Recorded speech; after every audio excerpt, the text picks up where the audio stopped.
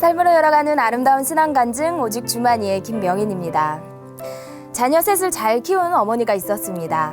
그녀에게 물었습니다. 자녀 셋 중 누구를 가장 사랑했나요? 그러자 이렇게 대답했습니다. 막내가 병들었을 때 그때 막내를 가장 사랑했습니다. 둘째가 집을 떠나 방황했을 때 그때는 둘째를 가장 사랑했고요.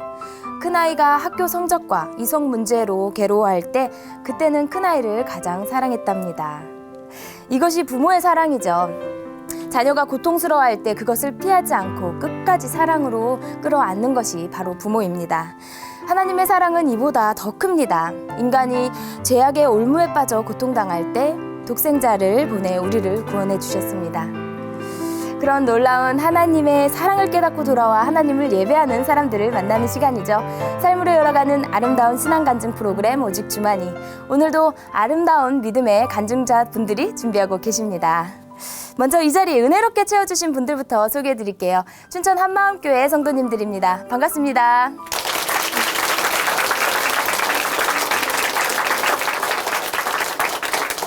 네, 오늘 첫 번째 출연자 만나보겠습니다. 이분은요, 당당함이 철철 넘치는 분입니다. 자신감과 능력, 그리고 꺾이지 않는 당당함이 트레이드 마크였는데요. 그런 자신감으로 당당하게 패션 디자이너로 성공을 이끌어 왔는데요. 그렇게 세상과 맞서며 당당하게 살던 그녀에게요, 복음이 전해졌다고 합니다. 생전 처음 듣는 복음을 접한 이분, 어떻게 변했을까요? 어떻게 변했는지 함께 만나보도록 하겠습니다. 춘천 한마음교회 김효진 자매님 박수로 모실게요.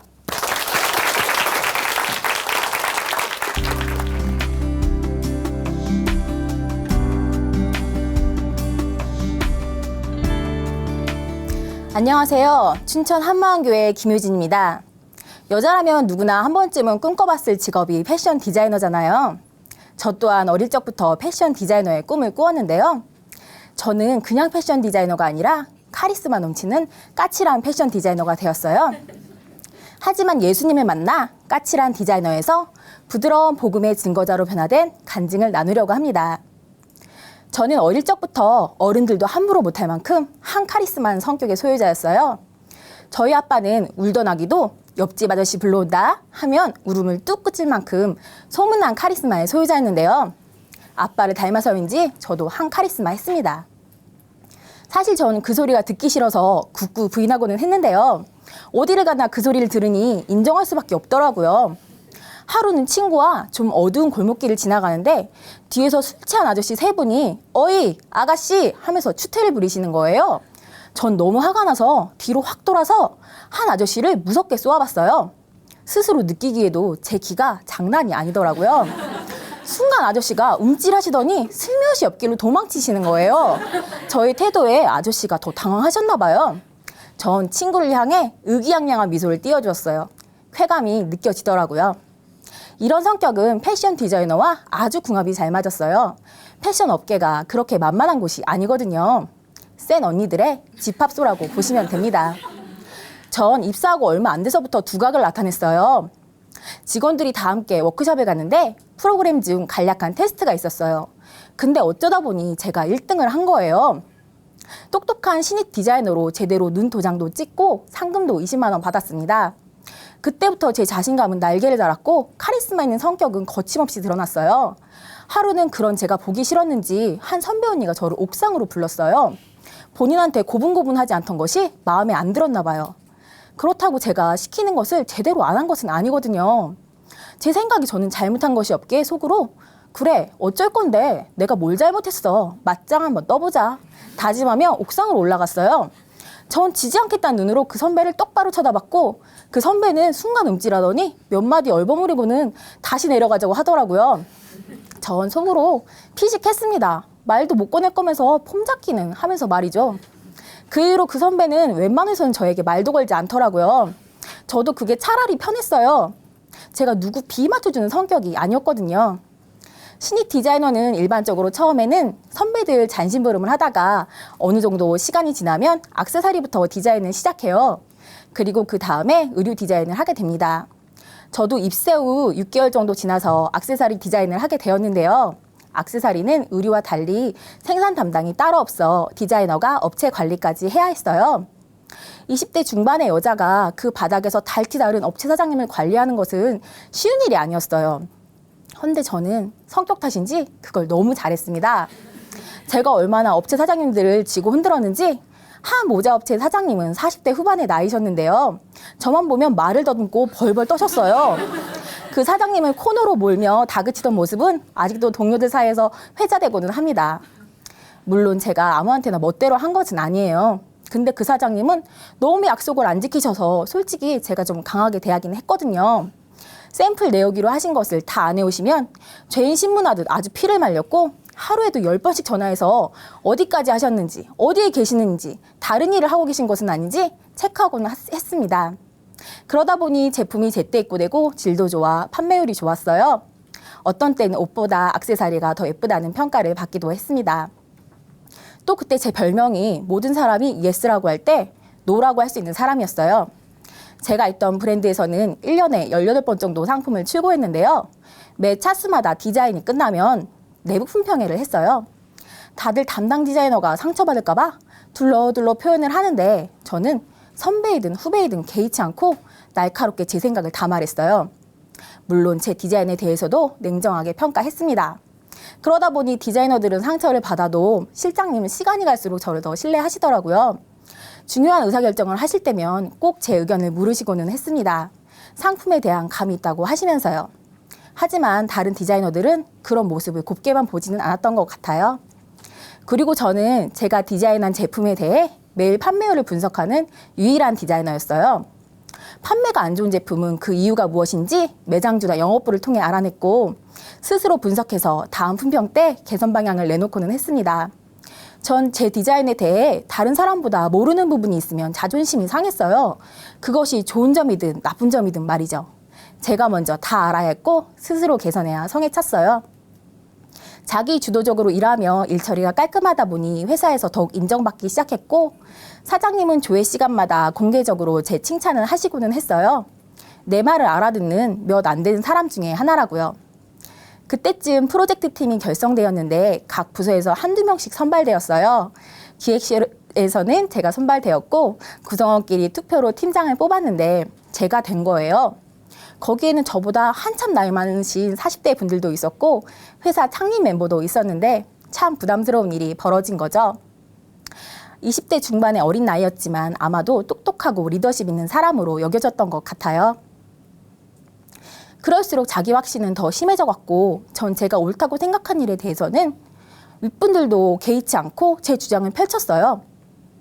도를 넘어서기 시작했던 거죠. 하루는 기획실 팀장님이 이해할 수 없는 오더를 내리셨는데 너무 화가 나는 거예요. 전 제 물건들을 책상 위에 탁탁 놓으며 제 감정을 표현했고 급기야 팀장님이 뭐 하는 행동이냐고 화를 내셨어요. 저도 잘못된 행동이라고 생각은 했지만 인정하는 것이 자존심도 상하고 팀장님에 대한 불만이 많았기에 잘못했다고 하지 않고 끝까지 버텼어요. 한참 선배였는데 저 잘난 맛에 무서운 것이 없었습니다. 그러다 보니 윗분들도 다 저를 어려워하셨어요. 일은 잘하지만 참 다루기 힘든 부하였던 거죠. 일할 때 똑소리 나는 것은 좋았지만 자기 주장이 너무 세서 주변 사람들에게 상처를 주고는 했는데 저는 웬만해선 제 뜻을 굽히지 않았어요. 제 생각에 저는 항상 옳았거든요. 직업이 디자이너다 보니 당연히 겉모습을 치장하는 것에 더 관심을 가지게 되었어요. 제가 있던 브랜드는 고가 브랜드여서 미국, 프랑스, 일본 등지로 시장 조사를 나가면 주로 명품 매장을 많이 갔습니다. 패션쇼 사진으로만 보았던 명품들을 정말 다양한 명품들을 보고 있자니 마음이 설레더라고요. 다 갖고 싶었지만 가격이 워낙 비싸서 그림의 떡이었죠. 대신 국내 브랜드 제품으로 그 욕구를 채웠어요. 실장님과 팀장님은 물론 고가의 옷만 입으셨는데요. 그걸 볼 때마다 너무 부럽고 제 옷차림이 초라해 보였어요. 매일 압구정으로 출퇴근을 하다 보니 상류층 사람을 많이 봤어요.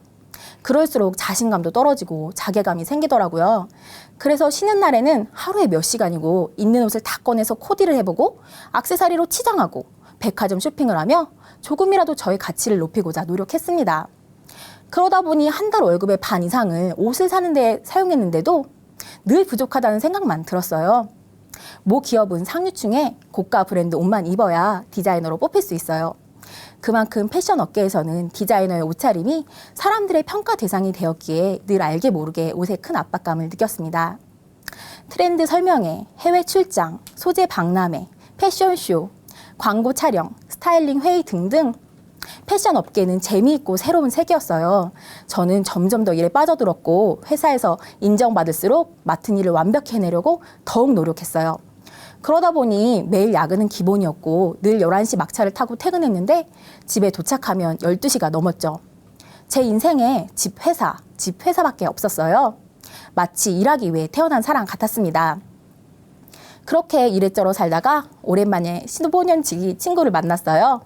저보고 머리도 식힐 겸 춘천에 놀러 가자길래 단번에 따라 나섰습니다. 근데 이게 웬일입니까? 전 친구에게 사기를 당했어요. 닭갈비를 배부르게 먹여놓더니 한 형제님이 오셔서 복음을 전하시는 거예요. 친구를 따로 불러내서 뭐라고 막 퍼붓고 싶은 마음이었어요. 그런 제 속도 모르고 형제님은 무엇이 그렇게 기쁘신지 예수님과 관련된 이 얘기 저 얘기 하시는데 기독교에는 관심도 없고 거부감까지 있던 터라 한마디도 듣고 싶지 않았습니다. 짜증을 억누르며 대강 흘려듣고 있었는데 대뜸 자매 성경이 역사서라는 거 알아요? 이러시는 거였어요. 근데 그 한마디에 순간 충격으로 모든 생각이 멈췄어요. 주의 깊게 듣고 있지도 않았는데 그 한마디가 너무 신선했습니다. 성경이 역사서라고? 전 그때까지 성경은 주술서인 줄 알았거든요. 그리고는 자매, 죽었다가 다시 살아난 사람이 있으면 그 사람 말이 맞겠어요? 자매가 이제까지 갖고 있던 가치관이 맞겠어요? 라고 하는데 귀가 번쩍 뜨였습니다. 죽었다, 살아난 사람이 있다고? 그럼 죽음이 끝이 아니야? 전 뭔가에 빨려들듯 얘기에 빠져들었고 죽었다 다시 사신 분은 바로 4대 성인 중 한 분이신 예수님이었음을 알게 되었어요. 그때부터 정말 제 머리에는 지진이 일어나는 것 같았어요. 전 보이는 것이 전부라고 생각했는데 정말 보이지 않는 신이 존재하는 것인가 싶으니 머리가 복잡하더라고요. 그때 그 형제님이 책 한 권을 빌려주셨는데 그 책은 예수님이 부활하셨다는 것에 대해 과학적, 고고학적, 의학적 등등 12가지 측면에서 증명을 해놓은 책이었어요. 다 일리 있고 믿을만 했지만 확실하구나 싶은 결정적인 것이 없어 계속 고민이 되었어요. 그러던 중 12제자에 대한 부분을 읽게 되었고 드디어 결정적인 순간이 찾아왔습니다. 바로 제자들이 부활하신 예수님을 직접 만났음을 확신하게 된 거예요. 예수님을 3년이나 쫓아다녔던 12제자는 막상 예수님이 십자가에서 돌아가시자 다 도망을 갔습니다. 근데 어느 순간 모두 돌아와서 생명 걸고 예수님이 부활하셨다는 것을 증거하다가 다 순교를 한 거예요. 전 몇 명은 어떤 사상에 미쳐서 죽을 수 있다고 생각하거든요. 알라를 믿는 사람들도 스스로 자살폭탄이 되고는 하잖아요. 근데 문제는 죽음이 두려워 도망갔던 11명이 다 돌아왔다는 것이고 그렇다면 다 무언가를 봤다는 것인데 과연 무엇을 봤을까? 부활하신 예수님이구나. 예수님이 부활하셨구나. 예수님이 하나님이구나. 예수님이 하나님이 맞더라고요. 인정할 수밖에 없었어요. 그리고 나니 교회에 가서 예배를 드려보고 싶은 생각이 들었어요. 전 주일 예배에 참석했고 목사님은 예수님이 죽으시고 부활하신 이유는 우리 주인 되시기 위해서이고 예수님을 주인으로 믿지 않는 죄가 근원적인 죄라고 하셨어요. 바로 이 죄를 회개해야 한다고요. 회개 없는 믿음은 가짜요. 예수님을 주인으로 믿지 않는 믿음은 가짜라고 하셨어요. 그 말씀을 듣는 순간 전 제가 가짜라는 것을 단번에 알 수 있었어요. 예수님이 죽으시고 부활하신 것이 확실하잖아. 그럼 예수님이 나의 주인이시구나. 이를 위해 예수님이 부활하셨구나. 전 부활하신 예수님 앞에 바로 무릎이 꿇어졌어요. 마음이 그대로 굴복되었습니다. 죽어야 마땅한 나 같은 죄인을 구하기 위해서 전능자 예수님이 이 땅에 오셨는데 그리고 예언대로 십자가에서 죽으시고 부활하셔서 내 죄를 다 사해 주셨는데 믿을 수 있는 증거를 다 보여주셨어도 내가 그 예수님을 믿지 않았구나. 나 때문에 전능자 하나님이 약속대로 사람이 되어 이 땅에 오시고 죽으시고 부활하시기까지 얼마나 고난받고 인내하셨을까 생각하니 너무 괴로워서 마음을 찢고 싶었습니다. 죽어야 마땅한 죄인 위에 왜 그렇게까지 하셨는지. 근데 그런 예수님을 믿지 않았다는 것이 너무 무섭더라고요. 저를 향한 하나님의 사랑이 얼마나 큰지 깨달아지는 만큼 제가 얼마나 악랄한 죄인인지 여실히 비춰지는데 마음이 무너져 내렸어요. 예수님을 주인으로 믿지 않는 제가 이렇게 무서운 것이구나. 저는 그렇게 아들을 내어주신 하나님께 예수님 믿지 않는 죄를 회개하고 예수님을 마음의 주인으로 모셨습니다. 그리고 나니 제가 함부로 대했던 주변 사람들이 하나둘 생각났어요. 부모님, 친구, 회사 동료와 업체 사장님까지.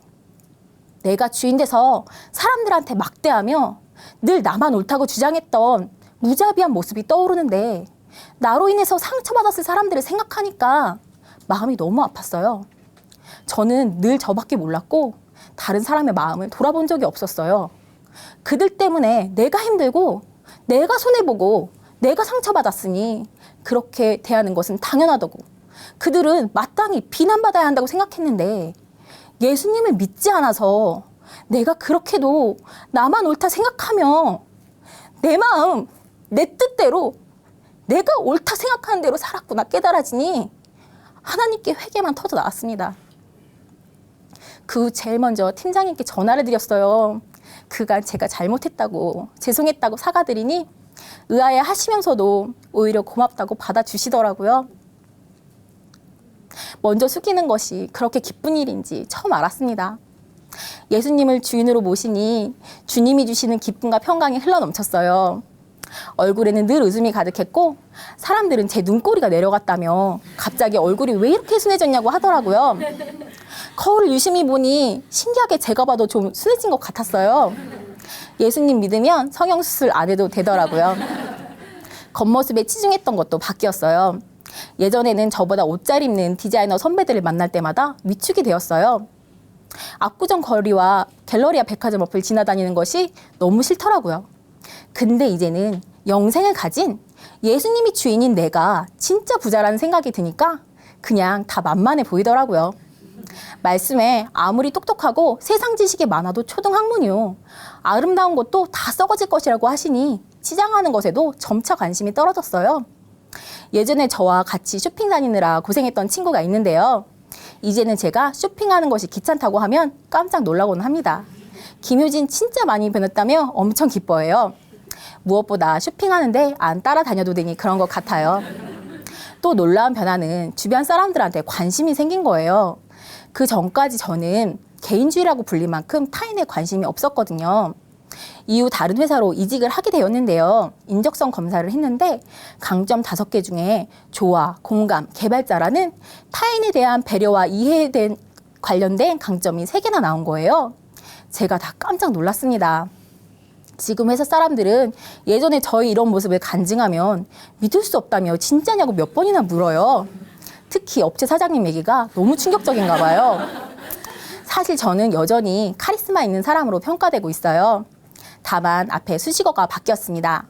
까칠한 카리스마에서 부드러운 카리스마로. 솔직히 일하다 보면 화나는 일이 왜 없겠어요. 하지만 그러면 또 예수님 믿지 않고 내가 주인 되는 거니까 내 마음대로 할 수가 없었어요. 그러다 보니 자연스럽게 말과 행동이 변했고 상대방도 변화를 느끼더라고요. 예전에는 사람들의 단점을 콕콕 집어줘야 성에 찼는데 요즘에는 단점은 묻어두고 장점을 끌어내는 사람이 되었어요. 예수님이 저의 주인이 되시니 사람을 보는 눈이 바뀌었어요. 일의 능력이나 성격에 상관없이 한 사람 한 사람 다 귀한 영혼이더라고요. 일의 성과보다는 사람 자체가 우선이라는 생각이 들어 진심으로 관심을 갖고 격려해주면 오히려 일방적으로 몰아붙이던 예전보다 더 좋은 결과를 가져다 줍니다. 예수님의 부활로 영원한 하늘나라가 선명해지니 전도에도 뜨거운 열정이 생겼어요. 회사에서도 동료들과 예배드릴 수 있는 작은 교회를 세우고 싶은 마음이 가득했습니다. 저는 디자이너보다 MD가 더 적성에 맞다고 판단해 MD로 전향을 했고 그에 맞춰 이직을 했는데요. 이직을 하면서 제 기도는 하나였습니다. 하나님, 그곳에 작은 교회를 세워주세요. 귀한 영혼을 만나게 해주세요. 하나님은 제 기도를 응답해 주셨고 5명이 함께 모여 예배드리는 작은 교회를 세워주셨습니다. 전 그 예배에 저의 모든 시간과 마음을 쏟아 부었어요. 그 중에 한 명은 예전 회사에서 함께 근무했던 친구였어요. 우연히 같은 회사, 같은 브랜드로 이직을 해서 다시 만나게 되었죠. 전 하나님의 뜻이 있다는 생각이 들었고 그 친구를 위해 기도를 참 많이 했어요. 그 친구는 모태신앙인데 예전에 이단에 잠깐 갔다 온 적이 있어 이단 교리의 여파가 많이 남아 있었어요. 말씀을 그대로 듣지 못하고 자꾸 꼬아서 듣더라고요. 2년 동안 그 친구는 전혀 변화가 없었어요. 순간순간 낙심이 될 때도 있었지만 그럴 때마다 하나님은 그 친구에 대한 하나님의 마음을 보여주시며 포기하지 않게 붙들어 주셨어요. 온 천하보다 귀한 한 영혼이 구원받았다는 생각에 그 친구만 떠올리면 마음이 뜨거워집니다. 진정한 카리스마의 모델은 예수님이 아닌가 싶습니다. 진리를 위해 생명을 걸고 참 사랑이 무엇인지 보여주신 예수님께 감사하며 저는 오늘도 주님의 명령에 따라 한 영혼이 온 천하보다 귀하다 이 말씀을 붙들고 부드럽게 전진합니다. 예수님이 나의 주인이십니다. 감사합니다.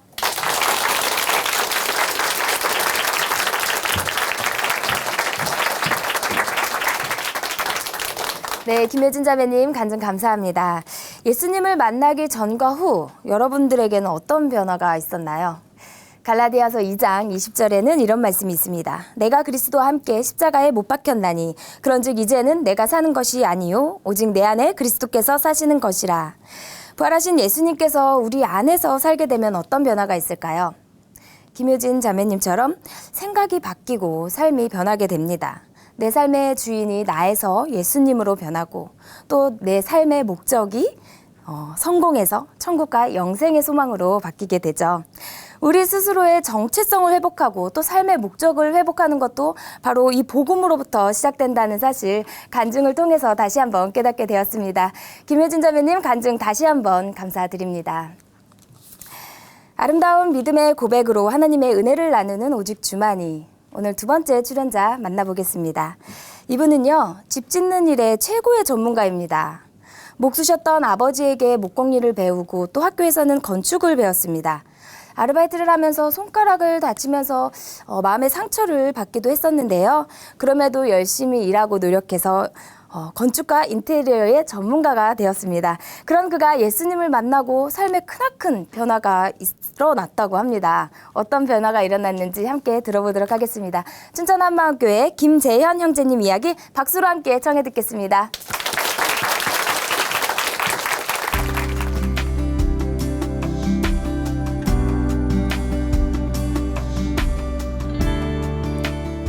안녕하세요. 춘천 한마음교회 김재현입니다. 저는 질병과 장애 때문에 낙심과 좌절 가운데 하잔한 인생을 살았습니다. 그랬던 제가 부활하신 예수님을 만나 하나님의 일꾼이 되어 저의 은사로 교회 공동체를 섬기게 된 은혜를 나누고자 합니다. 저희 집은 아버님이 목공소를 운영하셨어요. 그 지역에서 나름 산다고 하는 집안이었습니다. 어머니는 손이 커서 퍼주기를 좋아하셨어요. 주위에 있는 아주머니들과 개도 여러 개 하셨는데요. 개가 잘못되어 우리 집이 한순간에 빚더미 안고 말았습니다. 집과 목공소를 팔았지만 빚은 해결되지 않았고 어머니는 매일 누군가가 자기를 데리러 온다고 헛소리를 많이 하셨어요. 빚쟁이들에게 시달리면서 많이 힘들어하시던 어느 날 자살하시고 말았습니다. 그 이후 아버지는 열심히 일을 하셨지만 예전의 부를 회복하기는 어려웠어요. 저도 중고등학교 시절 방학 때가 되면 아버지를 도와 목공소에서 일을 했어요. 가정 형편도 좋지 않아 대학을 가지 않으려 했는데 아버지께서 그래도 대학은 나와야 한다고 하셔서 대학에 진학하게 되었습니다. 대학 다니면서는 학비라도 벌려고 방학에 양계장에서 닭똥 치우는 일을 했는데요. 폐결핵성 늑막염이 생긴 거예요. 학비를 보탠 게 아니라 병원비로 다 날아갔습니다. 병을 치료하기 위해 휴학을 했고 계속 놀 수 없어 아버지를 도와 목공소에서 일을 같이 했는데요. 그때 목공 기술을 많이 배우게 되었어요. 군 제대 후 아르바이트를 했어요.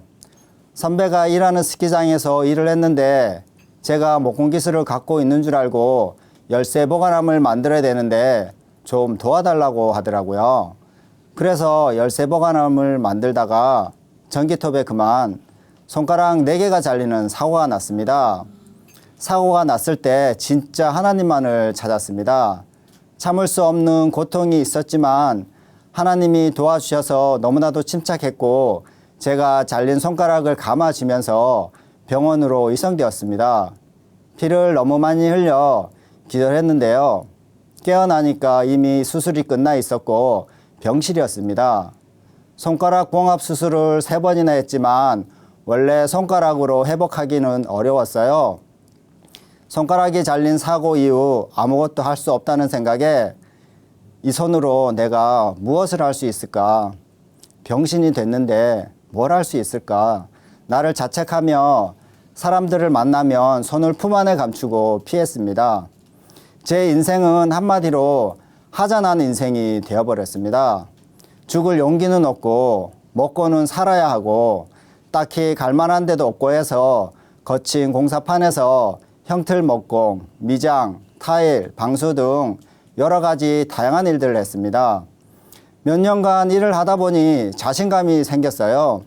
그래서 나를 자책하며 살 수 없다는 생각에 안정된 직장을 찾게 되었습니다. 새로 찾은 직장은 외국계 회사였는데요. 건축 외장 자재만을 파는 회사였고 영업뿐만 아니라 시공 감독을 하는 직원을 필요로 했어요. 영업 직원도 시공을 할 수 있어야 된다고 하더라고요. 그래서 프랑스에 직접 가서 모노쿠시 공법 기술 연수를 받았습니다. 모노쿠시라는 말이 좀 생소하실 텐데요. 프랑스에서 실내벽이나 건물 외벽에 발라서 마감하는 친환경 고급 자재입니다. 국내에 들여온 지 얼마 되지 않아 시공을 하면서 하자도 많이 났지만 어떻게 하면 하자를 많이 줄일 수 있을까 연구하고 고민하면서 프랑스에 여러 차례 방문하여 기술 전수를 받았습니다. 13년간 하다 보니 어느새 국내에서는 둘째 가라면 서러울 정도로 모노쿠시 전문가가 되었습니다. 그러던 중 많이 넘은 늦은 나이에 신앙심이 좋은 지금의 아내를 만나게 되었습니다. 저는 때때로 하나님이 살아 계신 것이 의심이 되기도 했었는데요. 아내를 만나던 어느 날 하나님이 진짜 살아있는지 의심이 된다고 얘기를 하고 싶은데 저를 이상한 사람으로 생각할까봐 얘기를 못했어요. 그런데 꼭 얘기를 해야겠다는 마음에 조심스럽게 하나님이 진짜 살아있나요? 했더니 아내가 교회를 다니건 안 다니건 누구나 한 번은 진지하게 생각하고 고민해 봐야 돼요. 이렇게 얘기를 하는 거예요. 예상치 못한 대답을 듣고 나니까 마음이 편해지더라고요. 아내와 함께 한마음교회 와서 어느 형제님과 말씀을 나누게 되었어요. 복음이 뭔지, 믿음이 뭔지 저에게 물어보는데 머리가 하얗게 되면서 아무 말도 할 수가 없었어요. 다 알고 믿고 있다고 생각했는데 대답을 할 수가 없는 거예요. 기초를 쌓다가 잘못 쌓아서 한순간에 무너지는 마음이 들었습니다. 그리스도께서 다시 사신 것이 없으면 너희 믿음도 헛되고 너희가 여전히 죄 가운데 있을 것이요. 이 말씀을 듣는데 예수님이 십자가에 죽으시고 부활하신 것이 없으면 믿는 것 자체가 헛된 것이구나. 부활하신 분이 하나님이구나. 그동안 나는 믿는다 했지만 부활하신 예수님을 주인으로 믿지 않았구나 하는 마음이 들었어요. 하나님께서 모든 사람에게 믿을 만한 증거를 주셨다고 하는데 막연하게 믿었다는 것을 알게 되었습니다. 하나님께 대한 회개 없이, 죄에 대한 회개 없이 그냥 나의 주인이 되어달라고 기도를 했는데 내가 들어오라고 해서 들어오시는 분이 아니란 걸 알았어요. 내 마음문은 열지도 않고 들어오라고 하는 것과 같았습니다. 말씀으로 교제 후 기도를 하면서 내 마음의 문을 열고 그동안 예수님을 주인으로 믿지 않고 제가 주인 되어 살았던 죄를 회개하고 예수님을 마음 중심의 주인으로 영접했습니다. 하나님이 자기 피로 교회를 사셨다고 하는데 그동안 저는 교회를 건물로만 생각했었어요. 교회는 건물이 아니고 예수님을 주인으로 믿는 사람들이 교회라는 것을 알게 되었습니다. 창조주 하나님의 생명과 바꾼 것이 바로 교회였고 교회는 예수님의 생명과 바꿀 만큼 귀하다는 것을 알게 되었습니다. 목사님께서 복음으로 한 생명된 우리 공동체가 이 시대의 사명을 감당하기 위해 은사가 불일듯 일어나길 원한다고 말씀하셨어요. 그래서 나에게 주시는 은사는 뭘까 생각해 보았어요. 그동안의 삶을 뒤돌아보니까 건축 일만 했더라고요. 하나님이 나에게 준 은사는 건축 일이라고 생각이 되었습니다. 하나님이 나에게 준 은사가 교회 공동체를 위해 사용되기를 기도하던 중 형제를 위해 목숨을 버리는 것이 마땅하다는 말씀이 생각났어요. 교회 공동체를 섬기는 것이 주님을 섬기는 것과 같다는 마음이 왔습니다. 예수님과 교회 공동체가 한 생명이기 때문에 형제를 위해 목숨을 버리는 게 마땅하다는 것을 알게 되었습니다. 그러던 어느 날 교회 본당 자리에 계획 도로가 생겨서 어쩔 수 없이 교회를 건축해야 한다는 소식이 들렸습니다. 그래서 제가 하고 있는 모노쿠시가 교회 건축을 위해 쓰여졌으면 좋겠다는 마음이 들면서 기도한 것이 있는데요. 하나님, 저에게 주신 달란트를 주와 공동체를 위해 사용할 수 있게 해주세요 라고 기도를 했는데요. 하나님께서 교회 건축을 위해 준비를 시켜셨다는 마음이 왔습니다. 대학 때 건축을 전공했던 저는 건축위원으로 참석을 해서 설계도를 살피기도 했습니다. 건축 설계는 셀 수 없이 수정이 되었습니다. 왜냐하면 건축을 진행하면서 하자가 생길 수 있는 부분을 미리 차단하기 위해서였습니다.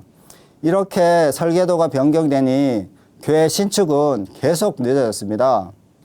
그러던 중 교회 건축을 하는 동안 함께 모여 예배 드리고 기도할 장소를 찾다가 마침 근처에 새로 신축한 교회가 있었는데요.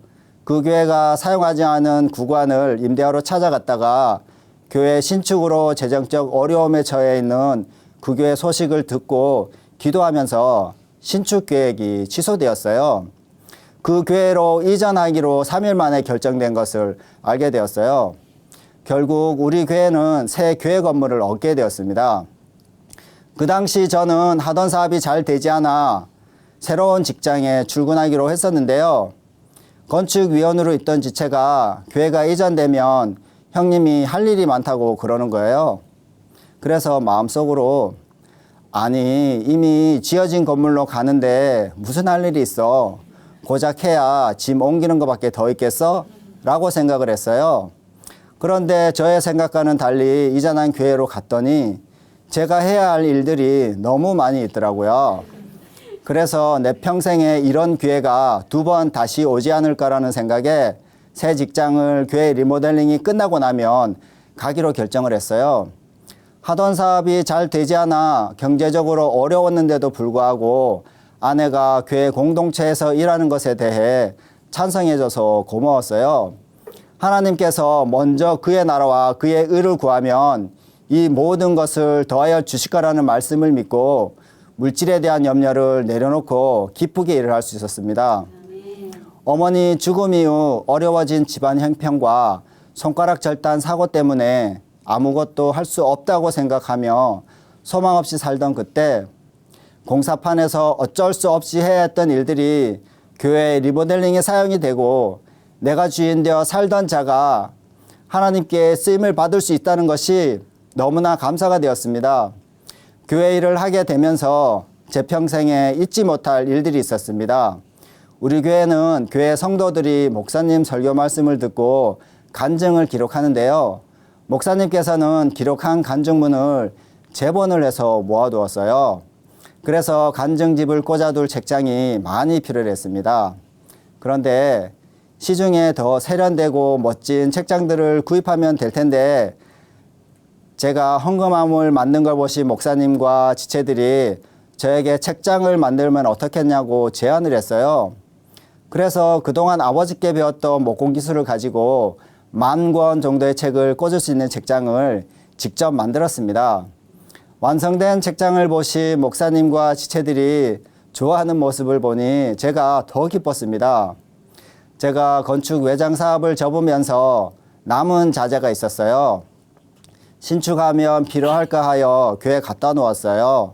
신축도 안 하게 되어 자재를 버려야 되나 생각했는데 제가 제일 잘할 수 있는 모노쿠시도 하나님께서 사용할 수 있게 해주셨습니다. 구간을 리모델링 하면서 모노쿠시를 유치부실 벽면에 사용하게 되었는데요. 그런데 너무 넓은 공간을 주셨어요. 처음엔 이렇게 넓은지 몰랐어요. 연한 노랑과 진한 겨자색을 3대1로 섞어서 벽면에 발랐는데요. 한쪽 벽면을 바르고 나니 진한 겨자색은 많이 남았는데 연한 노란색이 다 떨어진 거예요. 그래서 지체들과 상의하고 할 수 없이 남아있는 자재들을 배합을 해서 시공을 했는데요. 배합 비율이 달랐던 두 벽면이 똑같은 컬러가 나온 거예요. 색깔이 맞춰지는 기적이 일어났습니다. 제가 13년간 시공을 하면서 이런 경우는 처음이었어요. 같은 인색도 배합 비율이 조금만 달라져도 색깔이 안 맞아서 하자가 날 때가 많거든요. 자재가 모자라서 이상하게 시공될 뻔했는데 하나님의 방법은 놀랍기만 합니다.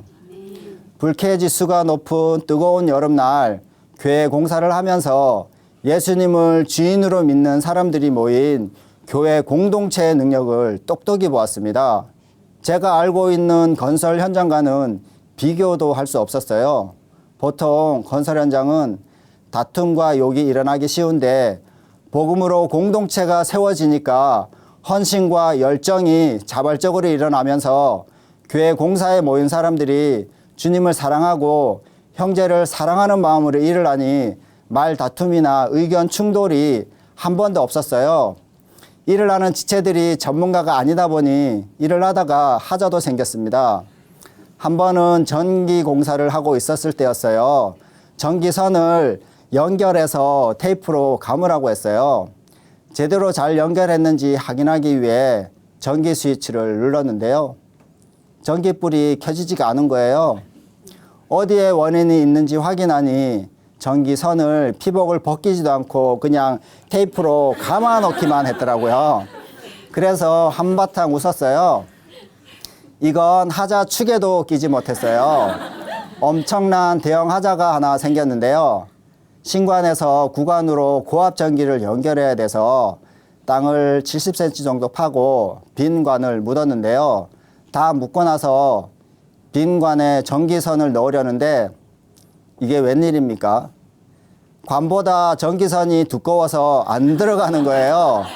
모두가 멘붕이 되었어요. 그래서 처음부터 다시 열심히 팠습니다. 가만히 서 있기만 해도 땀이 비같이 흐르는데 누구 하나 불평불만하지 않고 오히려 더 똘똘 뭉쳐서 일하는 모습이 너무 아름다웠어요. 세상 현장에서 이런 일이 생겼다면 책임 소재 묻고 난리가 났을 건데 이런 것이 초대교회 공동체의 모습이 아닌가 싶더라고요. 그 외에도 간간히 실수가 있었지만 하자를 만든 지체들을 판단하거나 정죄하지 않고 모두가 있는 그대로의 모습을 받아주었어요. 서로를 격려하며 함께 일할 수 있다는 것 자체가 감격이 되니 천국의 모습을 보는 것 같았어요.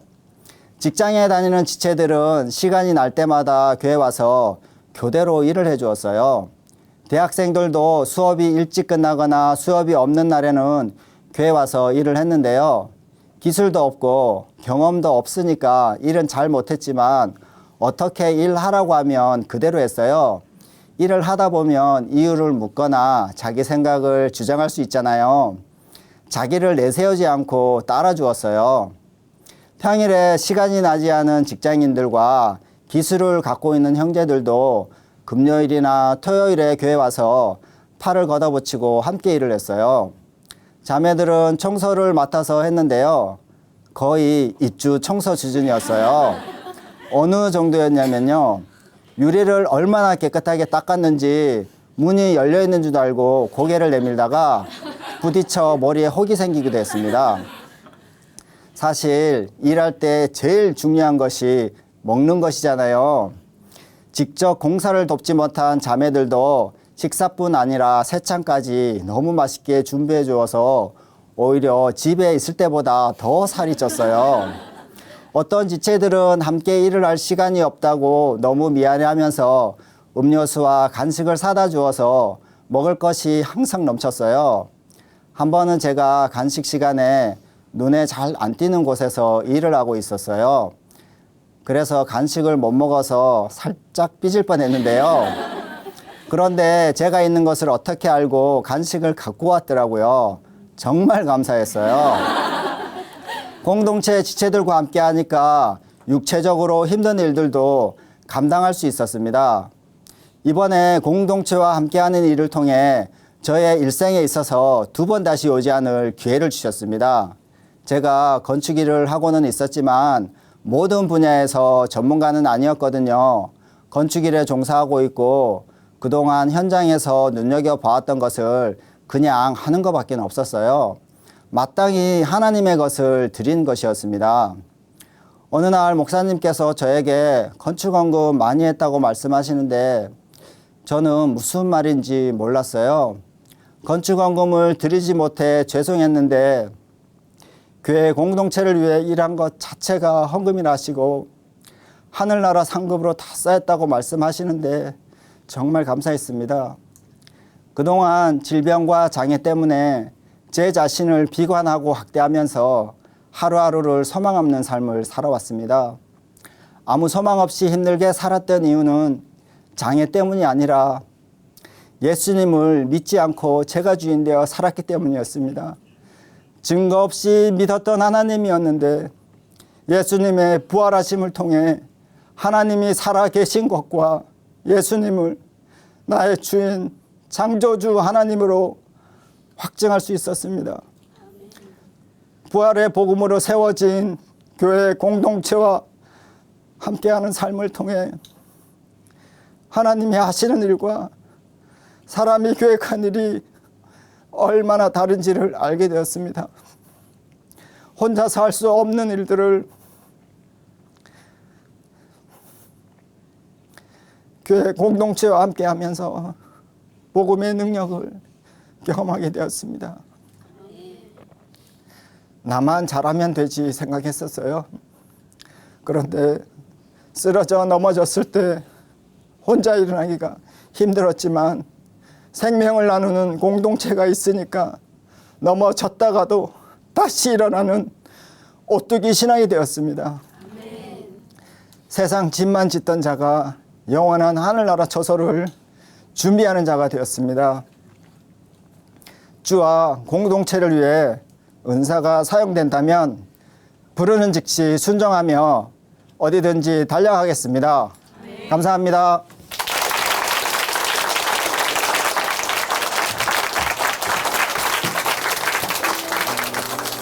네, 형제님 간증 감사합니다. 골로새서 1장 18절에는 예수님을 이렇게 표현하고 있죠. 그는 몸인 교회의 머리시라. 그가 근본이시요 죽은 자들 가운데서 먼저 나신 이시니 이는 친히 만물의 으뜸이 되려 하심이요. 그리고 고린도전서 12장 27절에는요. 성도들을 이렇게 표현합니다. 너희는 그리스도의 몸이요 지체의 각 부분이라. 교회의 머리이신 예수님, 그리고 교회의 몸이고 지체인 성도들이 자기의 역할 다 하고 똘똘 뭉쳐서 일하시는 모습 정말 아름답습니다. 앞으로도 계속 아름다운 교회의 모범이 되어주시기를 바라겠습니다. 김재현 형제님께 다시 한번 큰 박수 부탁드립니다.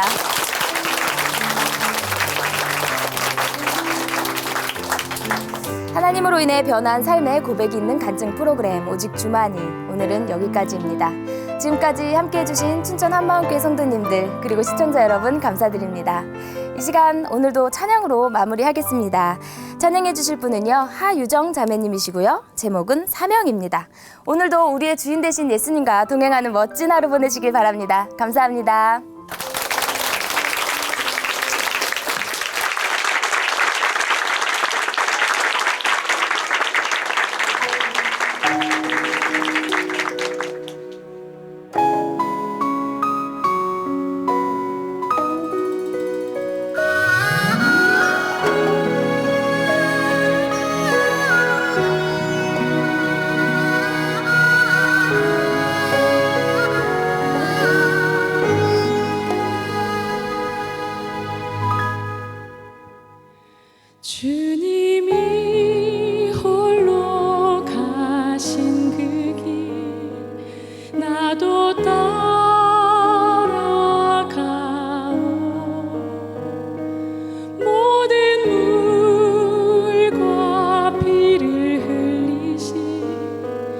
그 길을 나도 가오.